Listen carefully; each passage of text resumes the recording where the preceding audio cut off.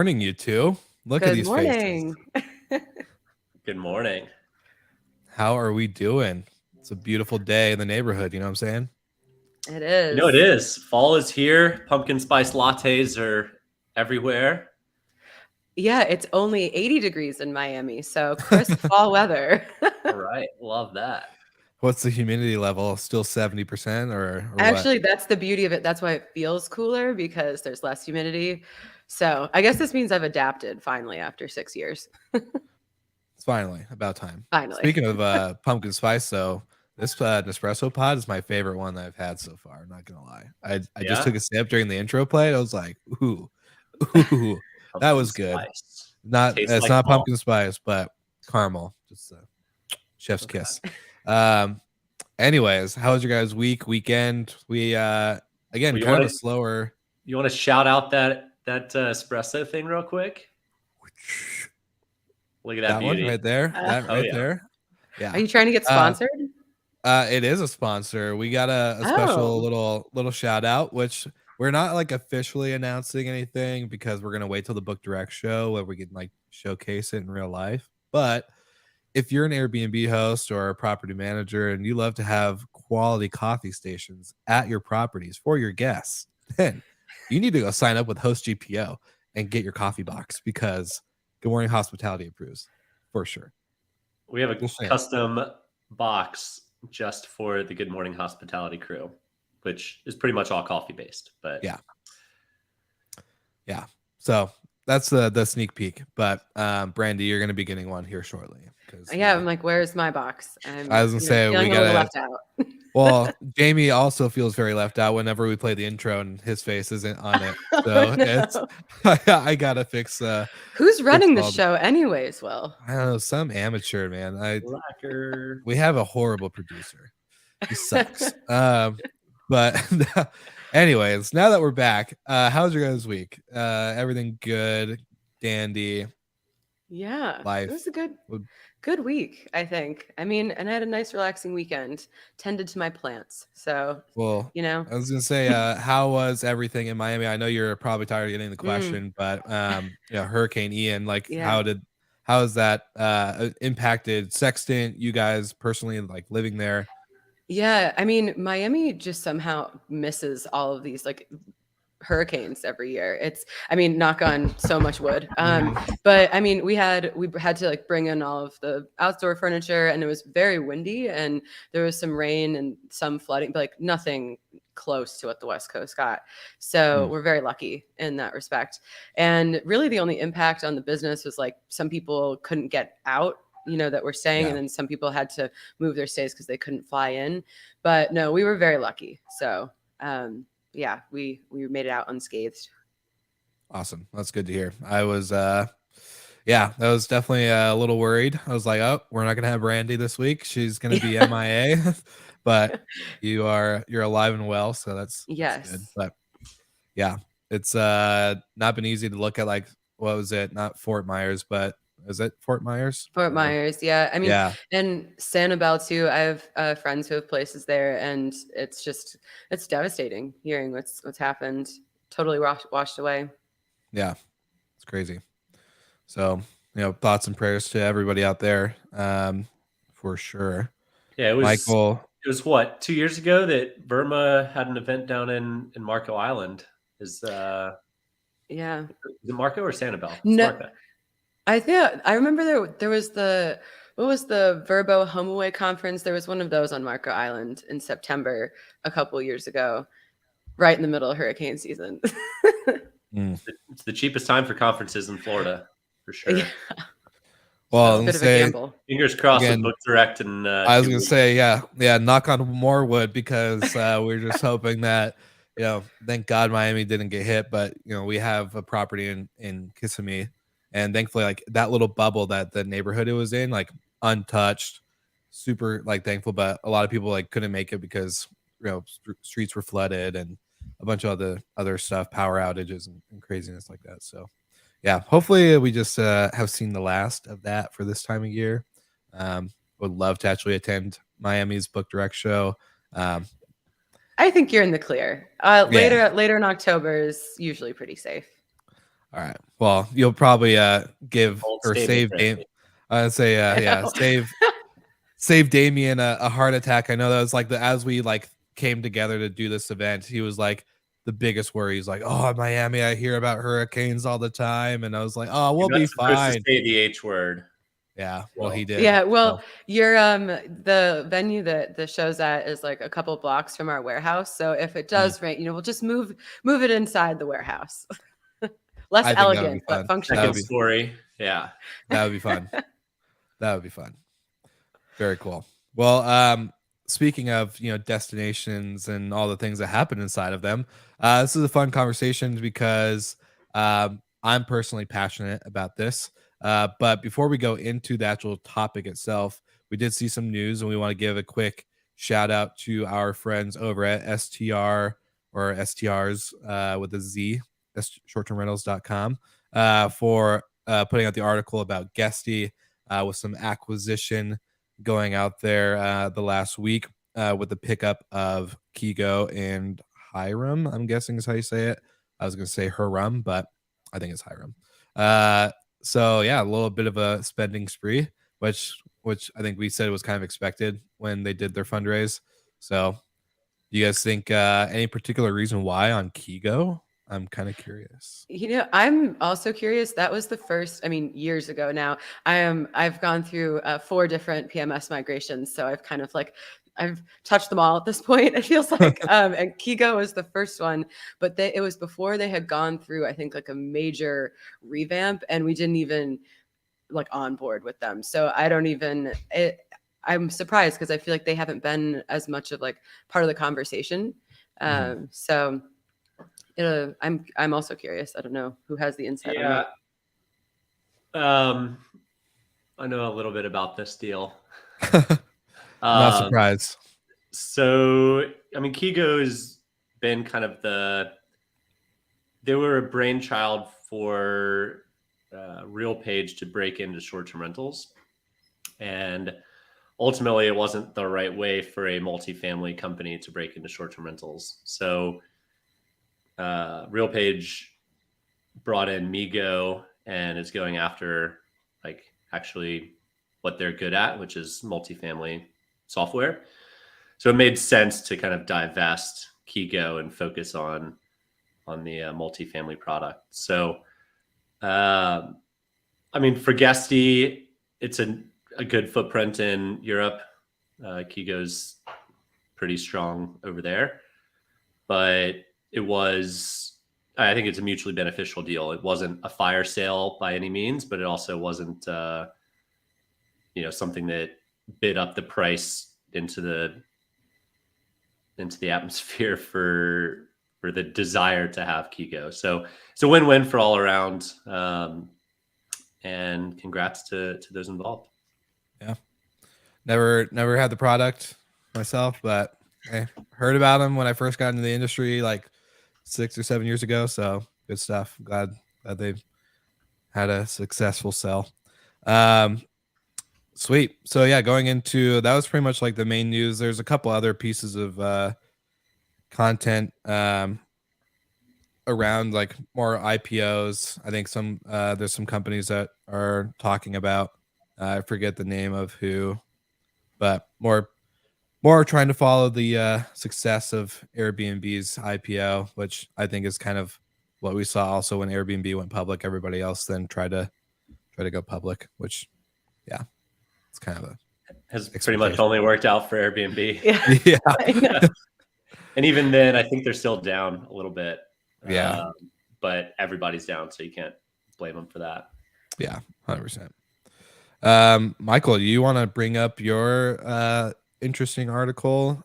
Why don't you play that Chesky quote first? All right, let's do that. We're gonna let Brandy take it away after this quick clip, because she did bring up this kind of a spark of an idea conversation. So let Brandy take it away. But here's a great clip from I was going to quote Michael, from our fearless leader, Brian Chesky. But yeah, not going to say that. All right, here we go. Was a potato in the Idaho Country Fair. It was owned by the Idaho Potato Commission. And they're trying to dispose of this giant potato. What do you do with a 12-foot potato? This woman named Christy said, I'll take the potato off your hands and I'll dispose of it. But she didn't dispose of it. Instead, she turned it into an Airbnb. And this potato outside of Boise is now got, I think, like a 6-month waiting list. But, and people, I don't think that, like, I'm not saying potatoes are the future travel. I'm not saying that. But That's I'm not the headline. saying, Please tweet it. Please share that. but I'm not saying they're not the future travel either. So we'll have to see. But people actually do travel for that potato. It's ridiculous. It's crazy, and it's an extreme version of a more reasonable, rational point. That suddenly, for more people, an interesting home becomes the destination. Because the longer you're away from home, the more you want to be in a home. And maybe if you want to go somewhere for 2 days, you want to go to New York because you want to like see Broadway shows. But if you have to go somewhere for a couple weeks, maybe you want a yard, and maybe like you don't need to be in close proximity to like Broadway. You just need somewhere comfortable. So interesting clip in the sense of, talking about the property becomes a destination.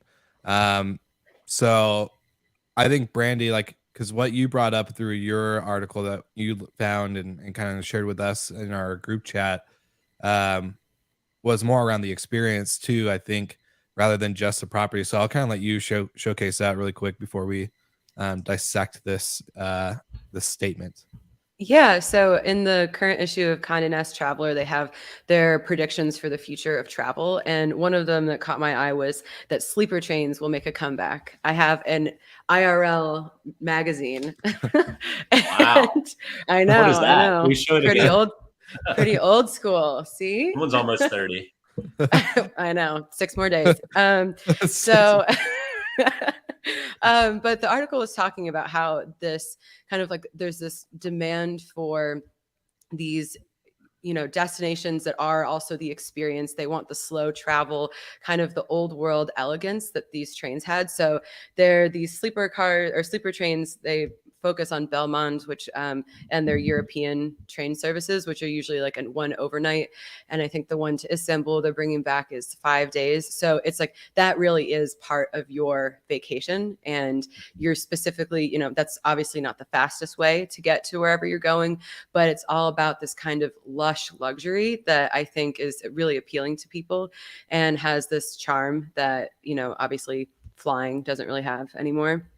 So yeah, I thought it was interesting. It's kind of taking us back in time a little bit, and where people are really picking these types of experiences because of that one destination. And this destination is a train, but that's that's why people are willing to spend 10 grand a ticket to have an overnight train.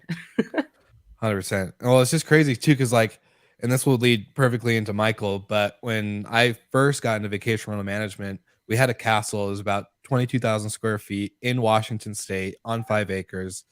And the thing about that was like the thesis behind this investment for this real estate investor was that this is the destination. People are not going to come to Washington. They're not going to drive an hour and a half from Seattle just to go look at the pumpkin patch or to go do this and to go do that. They're going to come here for the castle. They're going to stay in the property, and they're not going to need to leave. They're going to have everything at their disposal. This is becoming the destination. People are not coming for whatever else it might be. He was 100% right. And I think as Michael knows, and as Brandy knows as well, with sexting, with what you guys do on the property management side, like that's the goal, right? I think that everyone has kind of had that in mind. Like your property should be 100% the destination rather than the actual destination, if that makes sense. Like, yeah, people are coming to Miami, but do they ever want to leave their penthouse when they book with Sextant? No, they probably want to stay. So throw massive parties in it, of course. 100%. No part. There's never a party. No, never. Not in Miami. Never. Not in Miami.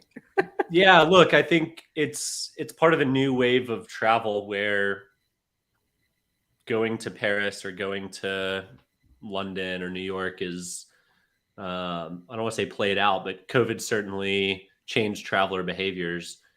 And now it's about what looks good on Instagram, what stories you can bring back with you, and experiencing something different. It's really comes down to the experience. And you can just imagine people at your castle, Will, and rural Washington doing dorky night games, or like, Playing the dressing up huge and floor chessboard. yeah, Yeah. exactly, just doing sword fights down the hallway. Yeah.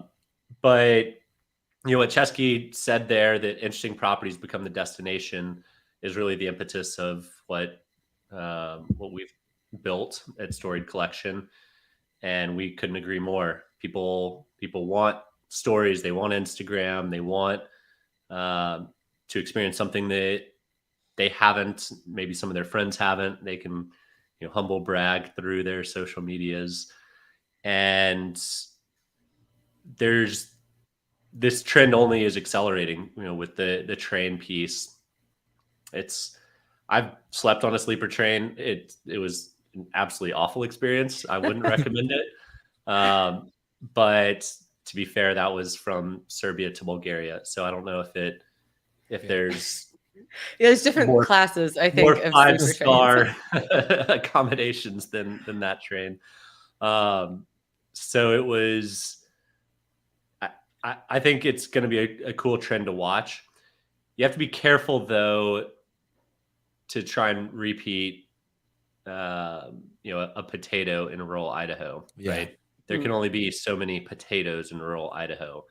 But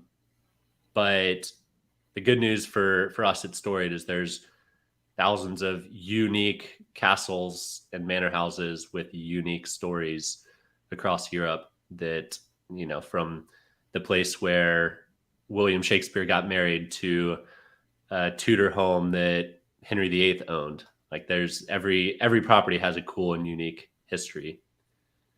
Yeah, I think that's kind of the thing is, if the potato, for example, like, you can't have more potatoes. You can't replicate that uniqueness, because then obviously it's not unique anymore. So I think that's the trap that maybe some people would be tempted to fall into, like trying too hard to find that really unique piece. So yeah, I think each of your lovely castles having its own backstory, and then the humble brag, or not so humble bragging, the straight up bragging on the internet is a huge motivator. Like, if you can say that you've got this whole castle that Henry VIII had married his 7th wife, it becomes more about your story also online.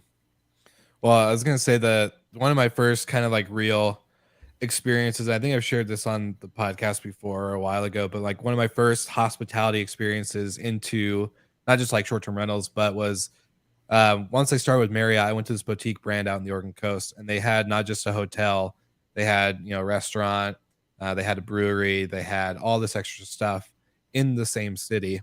And the cool part about it was, like, I was so confused on the name of the brewery. I'm like, why is the name of the brewery Public Coast when the hotel is Surf Sand Resort and the Stephanie Inn and like all these other different brands, right? And the owner explained the story behind the brewery's name, which Public Coast ties into. Like, he told me this whole story of the Oregon coast is public, 362 miles. Not one piece of land is owned by an individual person, hence why it's called Public Coast. And anyways, he made that story so simple to tell, and kind of gave a backstory into like some dates and times and history from Oregon. And anyways, long story short was that as a staff member, as an employee, I was able to share that story and communicate it well to the guest. And that's where I think, people that stay with the Storied Collection, people that stay with the Sextant property, they're going to have that ability to become, what's the term, from fan to like a super fan, like, right? They're going to become part of your, like an ambassador for the brand. Yeah, 100%. I think that's going to be playing a huge crucial role, because they're going to have more than just a, I stayed in a castle. They're going to have a memory tied to it. They're going to have an emotion, a feeling, and usually something to add on to it. Yeah. To touch back on the train piece, I think given the world's turn towards sustainability and everything, I think there's going to be your eco travel conscious people that will opt for trains and traveling to areas nearby them for a period of time. I think at some point, when they've seen a lot that they could explore in their neighborhoods, they might get back on planes again. But I do think it's going to be a trend over the next few years for sure, with with train travel and overnight trains being more eco-conscious, eco-friendly.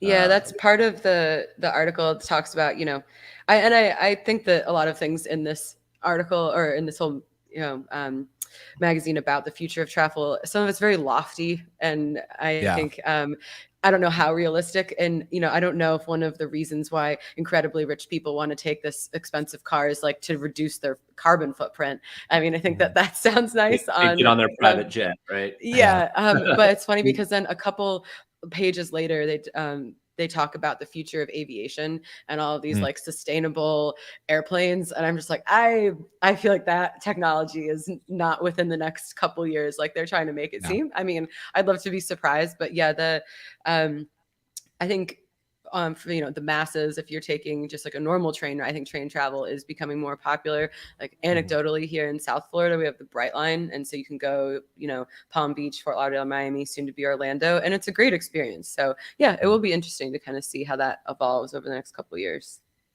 I was gonna say, do you think this is for both of you too? I think, do you guys, with the experience we've all had with flying recently, supermassive delays, lost luggage, extremely like price gouging tickets for, excuse my language, shitty airlines like Spirit or Frontier, or even like United's, it's like jacking up their prices insanely. That's not even worth it, in my opinion. So screw you, United. Just kidding. Don't hurt me. But they're not going to sponsor us now, Will. I know. It's because we want Delta. We want Delta in the last. That's right. I was about to say that there's an easy solution to all this. Just get on Delta instead. Get on Delta. Yeah, pay like $2,000 a ticket for a 2-hour flight. But anyways, do you think with these like minute, plan ahead? It's the moral of the story. Okay. And we won't go into that. But I was gonna say, do you guys think like this horrible experience that people are experiencing with it, and obviously gas is going up, so like that drive to destination idea maybe comes a little less exciting? Do you think this experience behind it is kind of pushing people more towards these unique travel stays, whether it's a train or a castle or a tree house, or maybe even a like a converted van? Do you think that's pushing people towards this? Do you think it's just naturally been the course since COVID? What do you think is really the big driver behind this trend of unique stays and destination properties, rather than the earlier? Oh, sorry, not to ramble, but like AirDNA went off of Brian's statement on more people are traveling to Austin, Texas than they are to Barcelona. So like proving this statement through the data. But do you think there's big drive? Anyways, I'll stop talking. Brandy, you want to go first? Well, I think when it comes to European travel, or just, international travel right now, it's such a great, your dollar goes so much further. So it's a great time to go. If you, couldn't rent a castle before, now's a great time to go do that. And then domestically, I still think that the drive to unique experiences are still a thing. Like it's still, if you have a potato that's within driving distance that you can stay in, and that's still appealing. I think it's just like with everything in the last couple of years, I have no idea what's safe to say is a real trend, because it seems like you might have this thesis and then in a couple of months it just gets totally blown apart. So I think it'll take a little while and we'll be able to look back at kind of this chunk of maybe like 3 to 5 years and actually see what the real trends are. Yeah, I think part of the shift is the focus or popularity of social media, and going to the beach and staying in a kind of dumpy 2-bedroom condo isn't as Instagrammable as going into the mountains and having a whatever palatial estate for yourself. And then in terms of people that don't just go to the same beach every year for 7 days, I do think the gas prices and the airline prices drive people to stay places longer, as well as the work from home trend. And when you do the math on, I could go rent out a castle in England for a week, or I could take my family to Disney and it's the same price, go to a Disney castle or go to a real castle, the math kind of will drive you to go stay in a real one. So it's definitely a combination of economic pressures, but also how Instagram has influenced people's travel in a very different way than what might logically make sense, but people love doing it for a few likes. Yeah, I mean, if Say you're gonna even- spend all that money, you might as well get some, some likes. So Yeah. Well, I think not even Instagram, if you look at like TikTok and how much that's blown up, and not to call out like certain companies, but I see Avant Stay, I've seen a bunch of other brands within our space on TikTok and doing pretty well made videos that are highlighting, these property, types that are destination like, right? And so I think there's with this microform content, being in the content world myself, like understanding like this is where a lot of people are going. YouTube just did a huge update on their shorts algorithm and platform for creators and how it all works. And long story short, they're driving a lot of traffic organically, which has been crazy because people are just consuming that. And we've seen like there was even who was it that put out the statement, if any like the younger generation, most likely, if I would say probably from let's say 35 down, would be if Netflix is on and they're not captivated by it and they're more captivated by their phone, they're going to turn off Netflix and they're going to go to what's on their phone. And I think that has a big play in all this too. So I haven't succumbed to TikTok yet. I'm really resisting. Yep, same. Well, you're seeing all the Will's a lot younger, Brandy. You're almost in your yeah. 30s. You're almost I in your know. 30s. I'm not that much younger, guys. Gosh. It's generational. Yeah. It's definitely age bias, I guess, but whatever. But yeah, I don't know. I also think like Airbnb is going pretty heavy into categories, and not to like use them as kind of like the cornerstone for everything, but with them shifting that whole homepage based off of a browsing type like experience where you can browse and be inspired by a property rather than the destination itself, has a lot to say for how kind of people are looking at travel in general right now. Yeah, they're doing some great marketing for us. We appreciate it. Airbnb team, keep doing it. There's a quote of there's only two ways to make money in business. One is to bundle and another is to unbundle. So we view ourselves as an unbundled version of Castle segment of Airbnb. That's too good. Well, when's the launch, by the way? When do you guys go live, go public? Is that Maybe tomorrow? terrible? So only people listening know that it is officially getting out. But yeah, we've only hinted at it a few times throughout the episode. Yeah, maybe not.